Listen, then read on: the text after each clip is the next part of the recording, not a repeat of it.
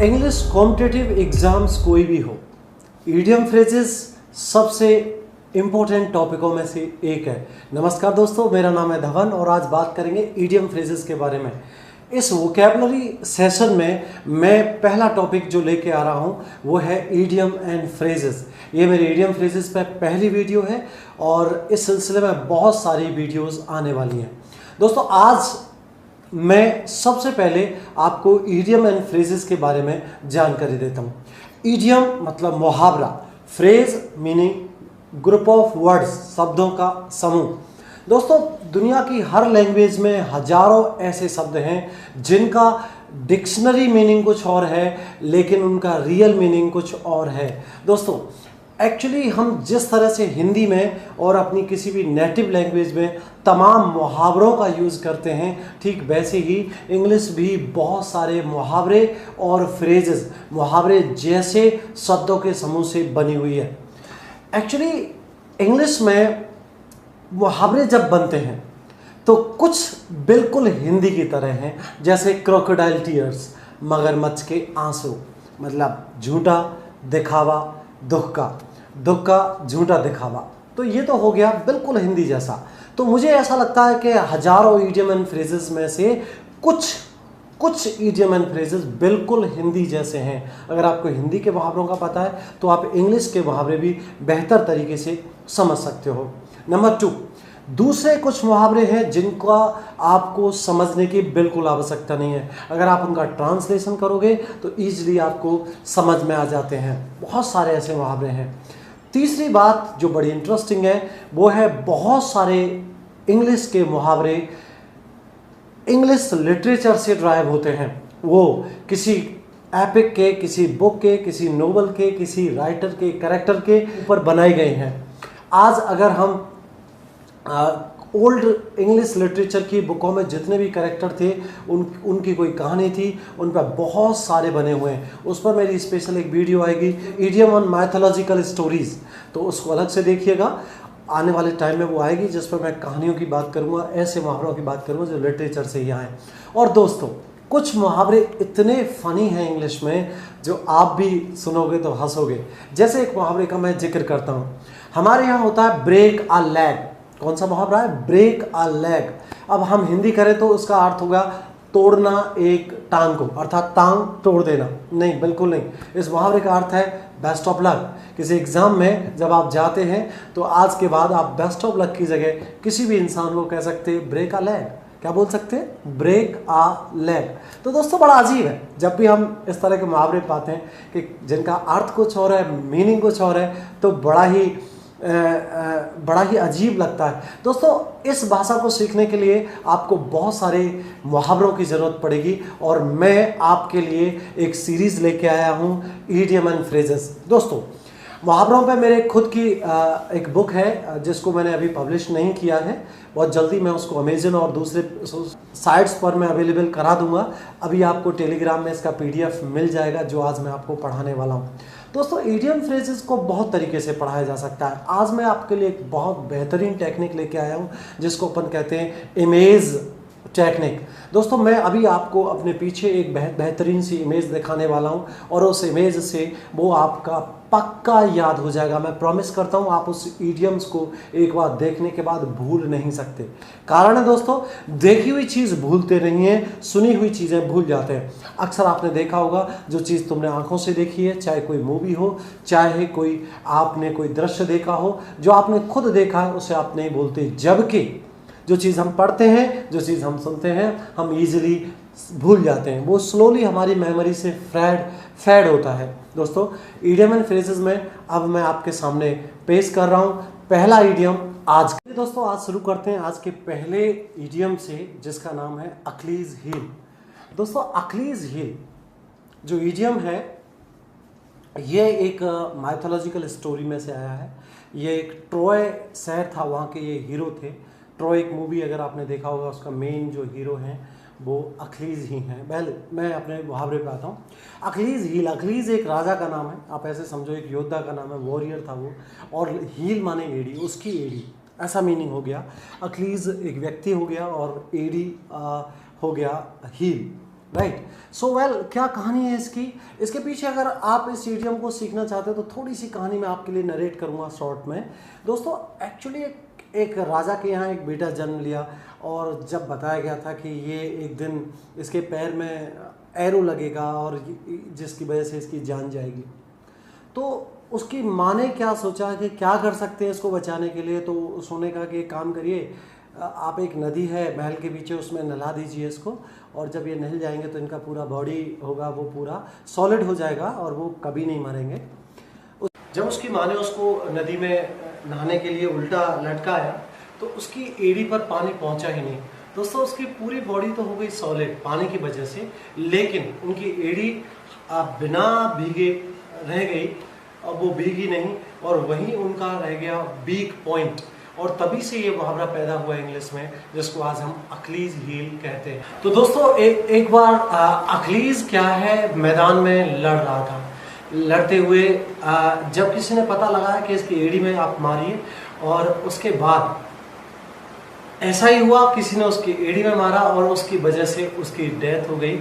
तभी से एक मुहावरा बन गया इंग्लिश में किसी कमजोरी के लिए, जिसको हम बोलते हैं अखलीज हील। आज के बाद जब भी आप किसी चीज़ को अगर कमजोर पहलू या पक्ष कहना चाहते हो तो आपको कहना चाहिए कि this is not my Achilles heel, या English is not my Achilles heel. इसका मतलब हुआ कि आप कहना चाहते हैं कि इंग्लिश मेरा कमजोर पहलू नहीं है। इसके बाद मेरे पास अगला इडियम है जिसका नाम है Argus eyed. Argus was a devil. Argus एक दैत्य का नाम है, ये भी एक माइथोलॉजिकल स्टोरी में से आया है। मैं इस पर डिटेल बाद में बात करूंगा, लेकिन अभी मैं जो बताता हूँ एक्चुअली इसका फीचर मुझे बताना पड़ेगा। ये आर्गस था, इसकी पूरी बॉडी पे, जैसा आप इस इमेज में देख सकते हो, इसकी पूरी बॉडी पर आईज थी, आंखें थी। ही कुड लुक एवरीवेयर, वो कहीं भी देख सकता था, आगे पीछे। उसको आर्गस आइड कहते हैं, इसका मीनिंग आर्गस जैसी आंखों वाला। तो दोस्तों आपको क्या समझना है, आगस, इसके बारे में कहानी भी है कि आज जो मोर की इसकी जो आंखें बाद में निकाल दी गई, और उनको जो मोर होता है उसकी पंखों पे जो आज हम देखते हैं वो आर्गस की आंखें हैं। वो तो बहुत सारी उसके पीछे माइथोलॉजिकल स्टोरीज हैं जो मैं बाद में बात करूँगा।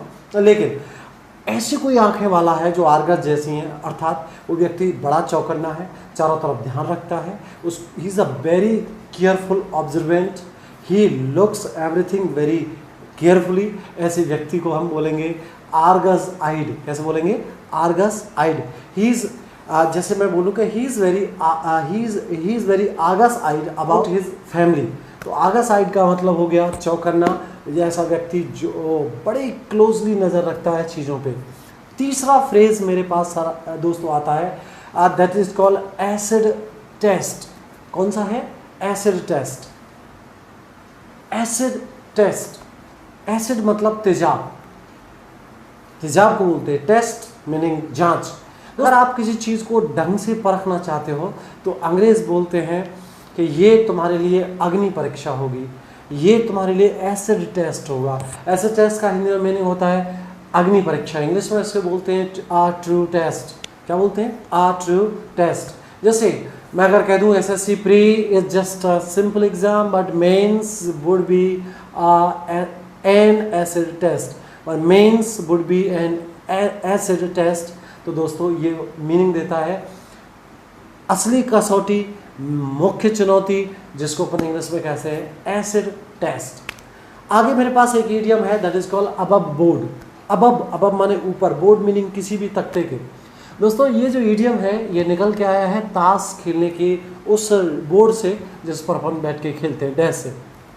दोस्तों अगर किसी ने ताशों को जैसा कि आप इस इमेज में देख रहे हो, किसी ने ताशों को ऐसे पर ओपन करके डेस्क पर रखा हुआ है, दैट मीन्स वो चीज़ें खुले में कर रहा है, उसके पास कुछ भी छुपाने के लिए नहीं है। अगर दुनिया में कोई भी काम अबव बोर्ड होता है that means legally, openly and honestly किया गया है, बिना छुपाए। इसी को दोस्तों हिंदी में हम कहते हैं खुले रूप से, खुल्लम खुल्ला, तमाम शब्दों से बताते हैं। जैसे अपन कह सकते हैं the deal was above board, कि डील पूरी तरह से अबव बोर्ड थी, उसमें कुछ भी छुपाने के लिए नहीं था।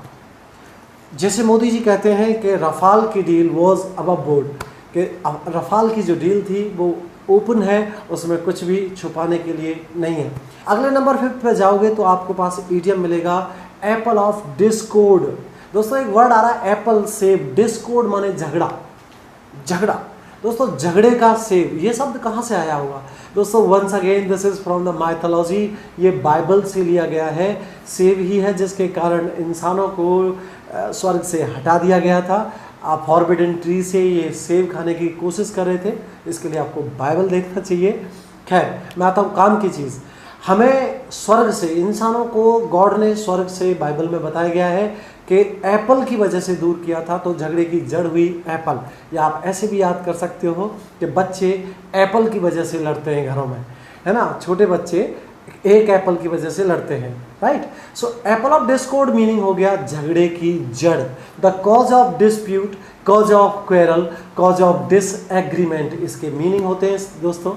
जैसे मैं अगर आपसे कहूं कि Pangong lake is the Apple of Discord between India and China. दोस्तों अगला मेरे पास इडियम है इसके बाद एप्पल ऑफ वंस आइज। दोबारा सेब से बात हो रही है। एप्पल ऑफ वंस आइज, किसी की आंखों का तारा। हम इस मुहावरे को हिंदी में बोलते हैं, हमारे यहाँ कहते हैं आंखों का तारा। अंग्रेज़ों का मीनिंग जो होता है वो होता है आंखों का सेब। इसका मतलब होता है कि कोई व्यक्ति अगर किसी की आंखों का तारा है, ही इज़ वेरी फेवरेट और he is very dear to him. अगर कोई किसी का डियर और फेवरेट है तो उसे इंग्लिश में कहते हैं एप्पल ऑफ आइज़।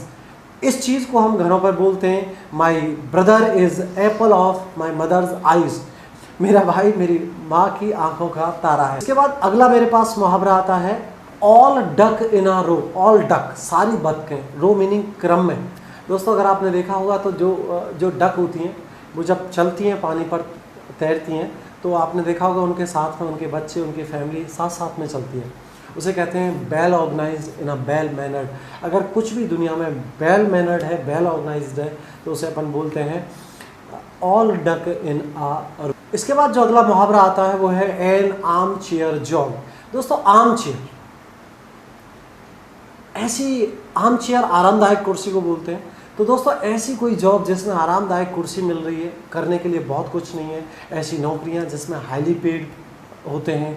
और इसके बाद लास्ट में मेरे पास इडियम है afraid of once shadow. Afraid of डरना, और वंस शैडो अपनी ही परछाई से। अगर कोई व्यक्ति अपनी ही परछाई से डरता है तो उसे ईजिली डराया जा सकता है, उसे ईजिली नर्वस किया जा सकता है। तो एफ्रेड ऑफ वन शैडो का मीनिंग हो गया आसानी से डराए जा सकने वाला या आसानी से डरा हुआ। थैंक यू दोस्तों। इस सेगमेंट में ये मेरा पहला वीडियो है। तो दोस्तों इस सेशन में मैं केवल 10 इडियम्स लेके आया हूँ। अगले सेशन में फिर मैं ज़्यादा इडियमों के साथ आपके सामने आऊँगा। मेरे इस प्लेलिस्ट को आप पूरा देखें, शुरू से लेकर क्रम तक देखें। बहुत सारे इडियम्स को मैं बड़ी फनी और इमेज टेक्निक से आपके सामने लेके आने वाला हूँ।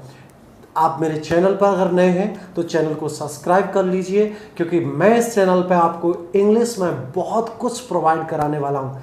Till then take care, see you in my next video. Thank you guys.